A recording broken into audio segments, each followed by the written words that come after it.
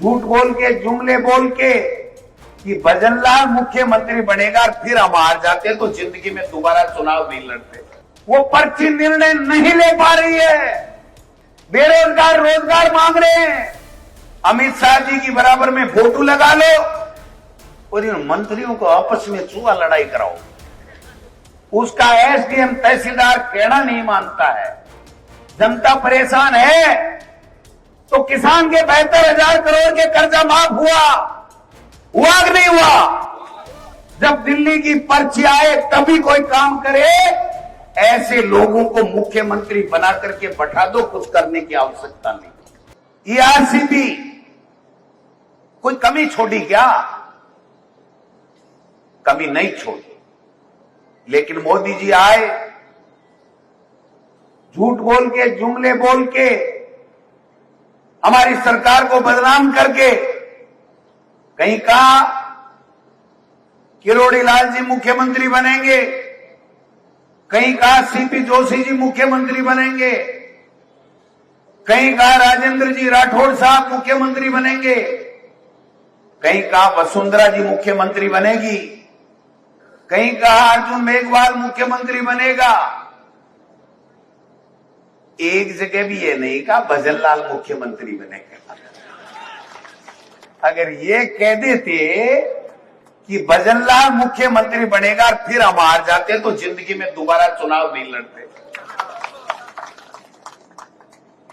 अरे आपने झूठ बोल के सत्ता तो हथिया ली, लेकिन जो दिल्ली से पर्ची भेजी वो पर्ची तुम्हारी गूंगी है, वो पर्ची तुम्हारी बहरी है, वो पर्ची तुम्हारी काम नहीं कर रही है, वो पर्ची निर्णय नहीं ले पा रही है। आज स्मार्ट मीटर के नाम से किसानों को परेशान किया जा रहा है। आज फसलें बर्बाद हो गई, कोई पूछने वाला नहीं है, गिरदावरी नहीं है, सड़कें टूटी पड़ी हैं, बेरोजगार रोजगार मांग रहे हैं, नौकरियां मांग रहे हैं, गरीब अपनी पेंशन मांग रहा है।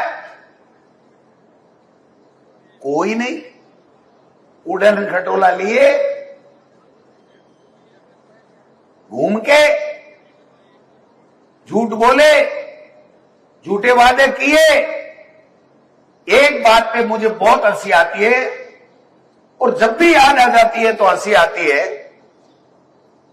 एक बात सही कहता है हमारा मुख्यमंत्री भजनलाल जी, वो ये कह रहे हैं कि जो 5 साल कांग्रेस की सरकार ने नहीं किया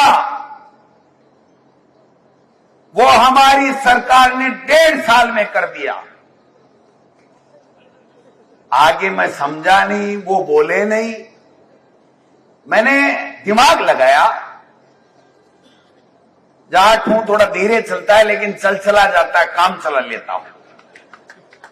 तो मैंने कहा ऐसा क्या काम कर दिया कि हम 5 साल में जो किया उसको तो 1.5 साल में इन्होंने कर दिया।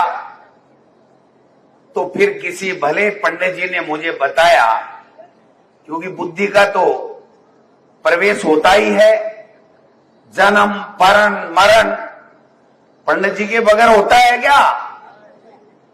तो दादा तो 2 साल का हो तो पूजनीय होता है। तो एक पंडित जी ने कहा, डोटासरा जी आपके समझ में नहीं आया, मुख्यमंत्री जी ने क्या कहा? मैंने कहा आप बता दो पंडित जी।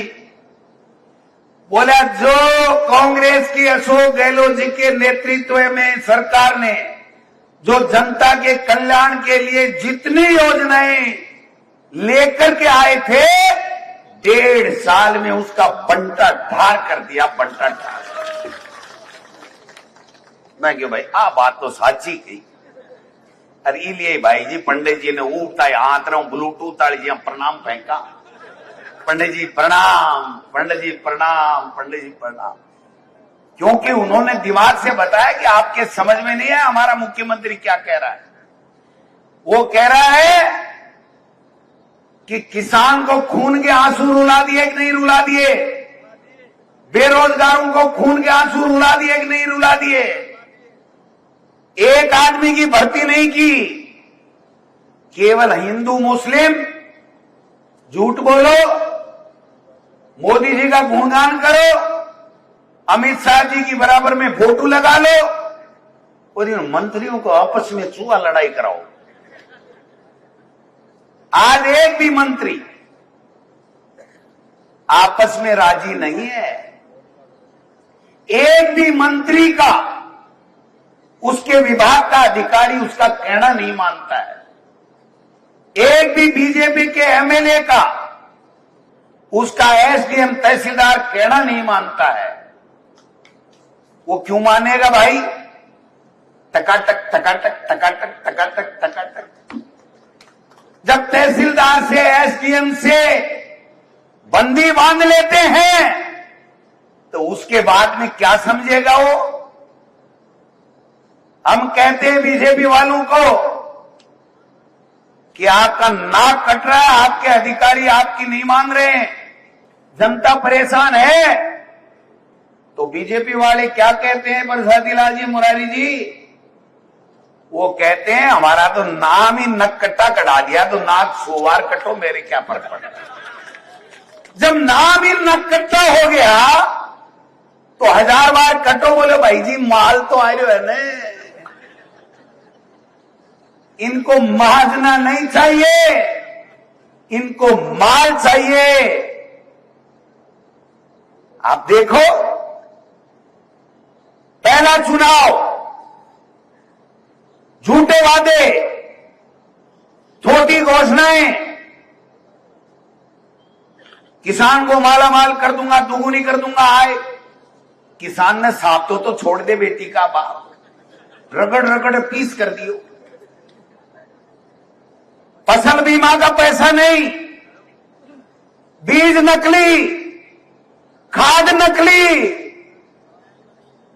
बाढ़ में बह गया तो मुआवजा नहीं, मकान बह गया तो मुआवजा नहीं,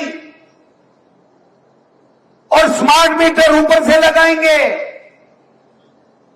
तमाशा बना रखा है इन्होंने तो।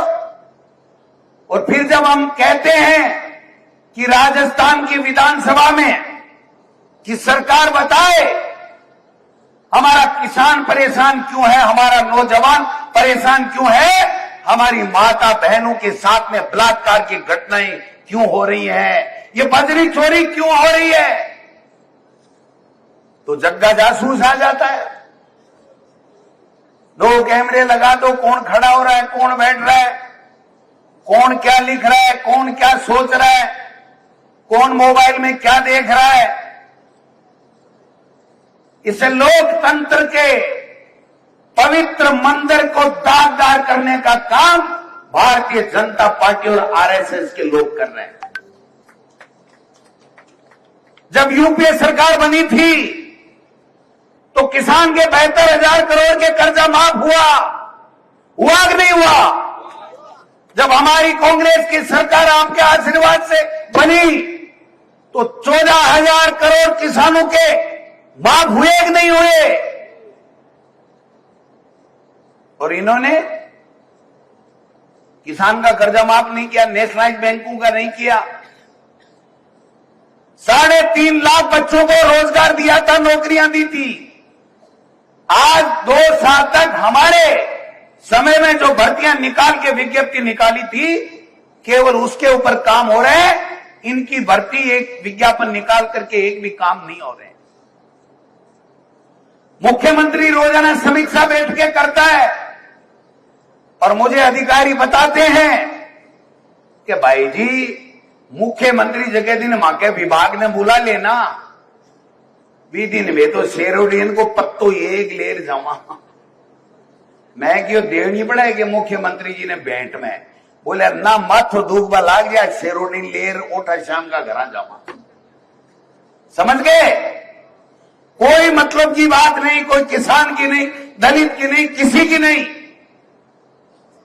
क्योंकि काम के वोट इनको मिले ही नहीं। पहला चुनाव मोदी जी झूठ बोल के, दूसरा चुनाव सेना के शौर्य के पीछे छुप करके, बालाकोट की घटना बता करके युवाओं को राष्ट्र प्रेम से, राष्ट्रवाद से जोड़ के, और तीसरा चुनाव जैसे हमारे नेता राहुल गांधी जी कहते हैं, प्रमाणित कर दिया वोट चोरी करके जीता, वोट चोरी करके जीता। अभी कह रहे थे कि एसआईआर लाएंगे, ये क्या है एसआईआर? मैं बताना चाहता हूं, आपके वोट जो कांग्रेस को देते हैं उनके वोट कटेंगे।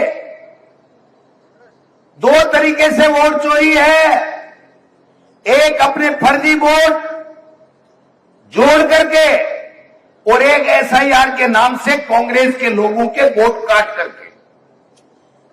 इसलिए बीएलए नियुक्त कर रहे हैं, संगठन को चूस दुरुस्त कर रहे हैं और अब आपको जन जागरण अभियान चलाना पड़ेगा, लोगों को समझाना पड़ेगा कि इनमें कांग्रेस में क्या फर्क है।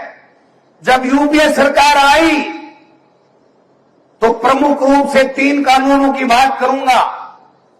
एक कानून राइट टू एजुकेशन, अनिवार्य शिक्षा का कानून, उसके बाद में सबको निःशुल्क शिक्षा और प्राइवेट में भी पढ़े तो उसका खर्चा सरकार देगी, ये कानून। राइट टू वर्क, नरेगा, काम का अधिकार, और राइट टू फूड, खाद्य सुरक्षा गारंटी अधिनियम, 1 रुपए किलो और 2 रुपए किलो गरीब को अनाज मिलेगा। और जब मोदी जी आए तो क्या किया? नोटबंदी, जीएसटी, वोट चोरी, थोथे भाषण, जुमले और एक गुजराती मॉडल लेकर के आए जिसने राजस्थान का बंटा ढार कर दिया। वो मॉडल क्या था कि सबसे कमजोर, जो अपनी अकल को काम में नहीं ले, अपने आप प्रदेश के हित में निर्णय नहीं ले, दिल्ली की पर्ची का इंतजार करे, जब दिल्ली की पर्ची आए तभी कोई काम करे, ऐसे लोगों को मुख्यमंत्री बना करके बैठा दो, कुछ करने की आवश्यकता नहीं। यही मॉडल आया। कहां गए 5-5, 6-6 वो मुख्यमंत्री? कहां गई वो अच्छी अच्छी आपकी योजनाएं? इसलिए मैं आपसे निवेदन करना चाहता हूं, कोई बात नहीं, हम मंच पे खड़े होकर के रोजाना कार्यकर्ताओं को उलाना दें, ये ठीक बात मैं नहीं मानता, ये ठीक बात नहीं है। मैं नहीं मानता इस बात को। मैं ये मानता हूं कि जब भी मौका मिले हमको ये कहना चाहिए, हो सकता है हम आपकी अपेक्षाओं पे खड़े नहीं उतरे, हम में कोई कमी रह गई होगी, हम आपके सुख दुख में भागीदार बनेंगे, आपके लिए लड़ाई लड़ेंगे, संघर्ष करेंगे और इस सरकार को आपकी वाजिब मांगे मनाने के लिए मजबूर करेंगे। अगर इतना हम सब लोग कर लेंगे तो हमारी झोली भर देंगे, चाहे पंचायत चुनाव हो, चाहे नगर निकाय चुनाव हो, चाहे एमएलए हो, चाहे एमपी। इसलिए मैं तो इतना ही आपसे कहना चाहता हूं कि ईमानदार जैसे इनकी धोती और चौड़ा, उसमें दाग नहीं हो सकता, वैसे इनके चरित्र पे कोई दाग नहीं है। ऐसा नेता मिला हुआ है, कभी कोई काम हुआ नहीं हुआ, कब ज्यादा हुआ, लेकिन पूरे हिंदुस्तान के अंदर किसी भी स्टेट में मुख्यमंत्री के बाद में अगर गृह मंत्री और चिकित्सा मंत्री का दायित्व किसी को मंत्रालय दिया जाता है तो वो राजस्थान में 1 नंबर, 2 नंबर, 3 नंबर का व्यक्ति होता है, उसी को दिया जाता है।